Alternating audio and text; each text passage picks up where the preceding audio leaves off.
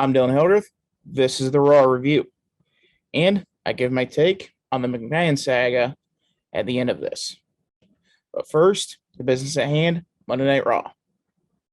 First, we start off with Cowboy Brock Lesnar. He cuts a promo, really played to the Texas crowd. It was okay for Lesnar. He was saying how pigs get fed and hogs get slaughtered. And Roman, you're a hog that's going to get slaughtered. And that he slaughters hogs every single day on his farm. And then Paul Heyman cuts out, gives a promo, and it got a little weird. Heyman says that he has trained Brock to be a killer and to be an ultimate weapon of mass destruction, and he is going to do the same with Roman. And he will train Roman to, and I quote, reach in your ass and pull out your heart. Interesting foreplay, but we'll roll with it, I guess. Theory then comes out and reminds everyone how Lesnar yeeted him off the chamber pod at Elimination Chamber. Goes on to say he will cash in at SummerSlam regardless who wins.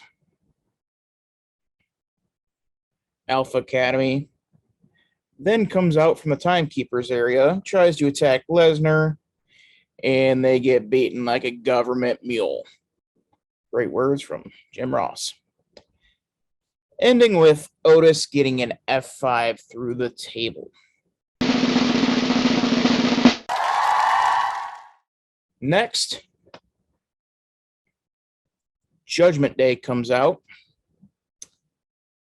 with the Mysterios, and Priest and Balor both call Rey a bad father and a bad mentor.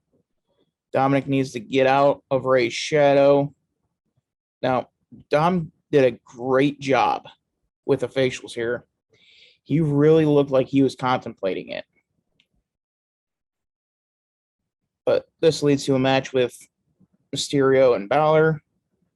Finn going over. It was a great match. The seeds that they set were absolutely phenomenal. Although I really hope that they don't rush this.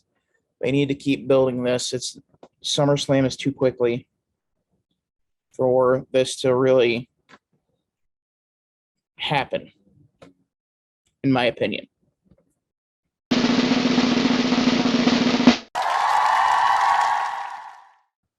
And now we roll into the women's title match. Belair and Carmella.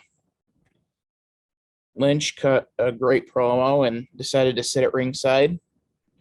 And it was a good match. Belair can work. Carmella can work. And then the ending came. Carmella won by countout after the distraction from Lynch. Carmella, she is an insert to get them through Money in the Bank. We are through Money in the Bank. They need to get this program over with and get back to Lynch and Belair since they have new material to work with. But it looks like they're going to go with a triple threat, but God, I hope not. Triple threats, they're like threesomes. Awkward, there's a lot going on, and it's just confusing.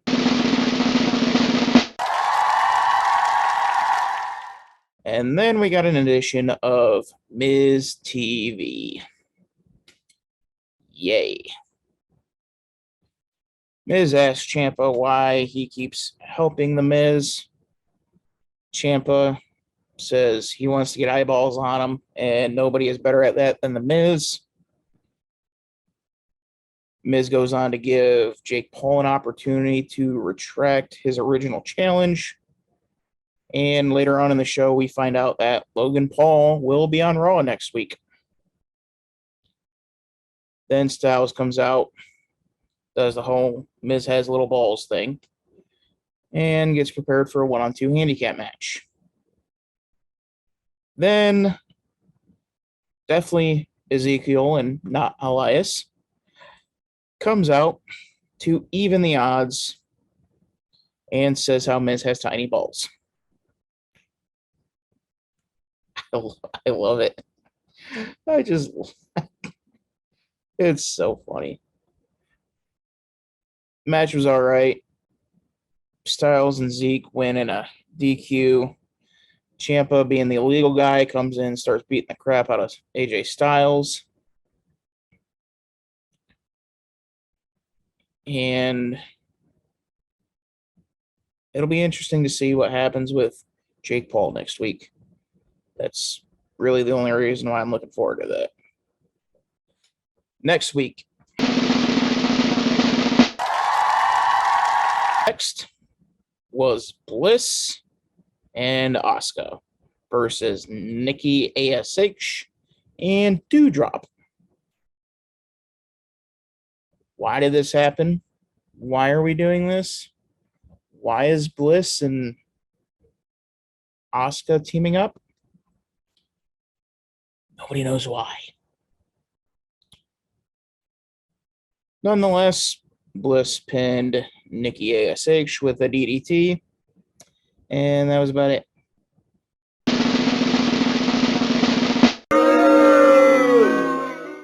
This one I have to split the rating up because it's so polarly different. We now have the Usos and the Street Profits, and it gets announced that there will be a mystery guest referee at SummerSlam. I think it got announced before SmackDown, but nonetheless, the national treasure and the last hope of the WWE, R-Truth, comes out. He says he is a certified tag team counselor.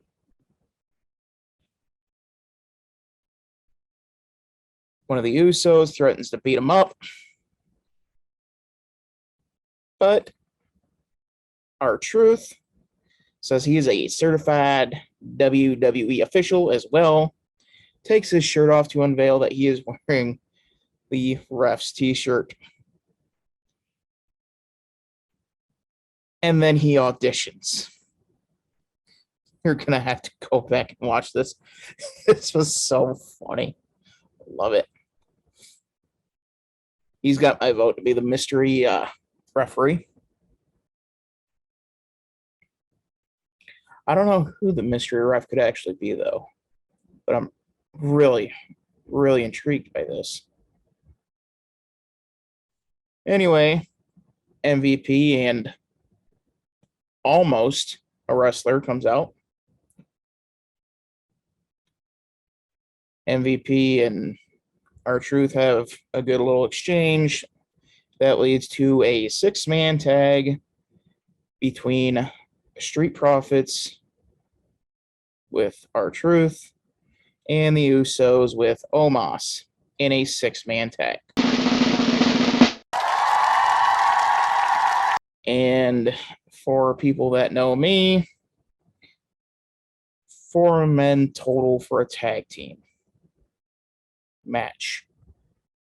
2 on one side, 2 on the other. You go any more than that, it's a cluster.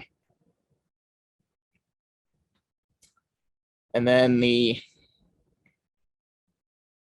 Great Value version of the Great Khali gets the victory over D'Angelo Dawkins. And boy, they have a lot of time they need to fill. About a full hour by my calculations. Lord have mercy, we have finally made it to the main event.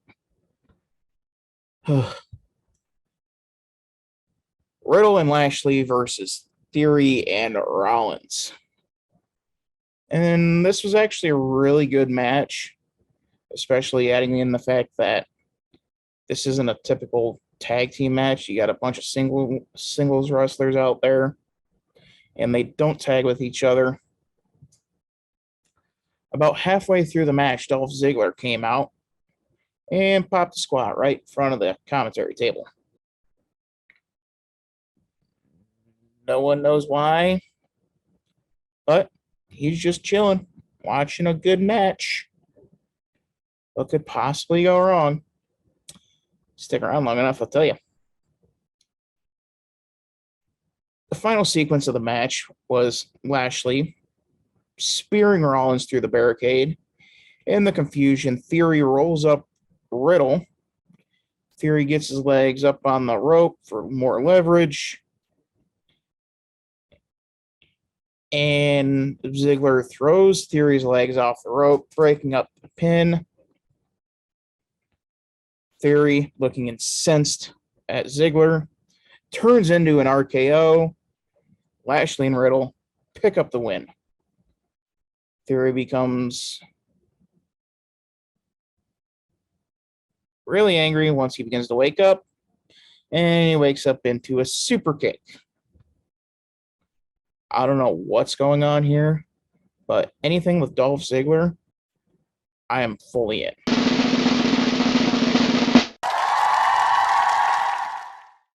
This match as a whole, meh. It drug on as most Raws do because it's 3 freaking hours. But nonetheless, if you want to watch the condensed version, watch the opening hour and then watch the last 15 minutes. You'll get everything you'll really need to know.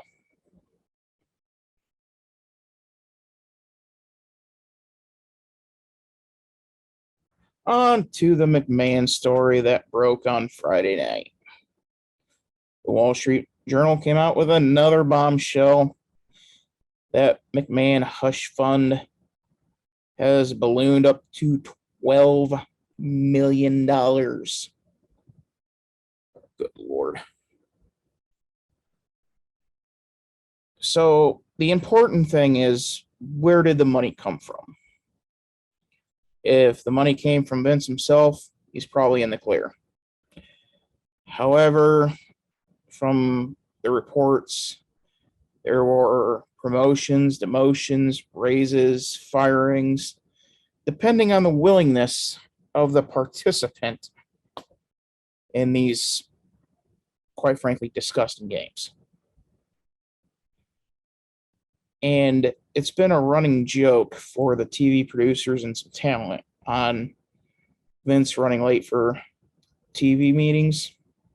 Oh, I wonder who he's with this time. Just good God. I'm not sure how much the federal government can do, but I do know if they're able to connect the dots between the promotions, demotions, firings, raises, and the women involved, Vince could be in some serious legal trouble. But for the time being, it is still only an internal investigation. Vince still owns more than 50% of the company.